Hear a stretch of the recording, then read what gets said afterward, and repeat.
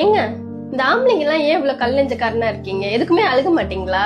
சாப்பாட்டுல கை வைக்கும் போது நீ எப்பப்பா வேலைக்கு போய் பெத்தவங்களுக்கு சாப்பாடு போட போறன்ற கேட்கிற கேள்விக்கு பதில் சொல்ல முடியாத ஒரு மகன்.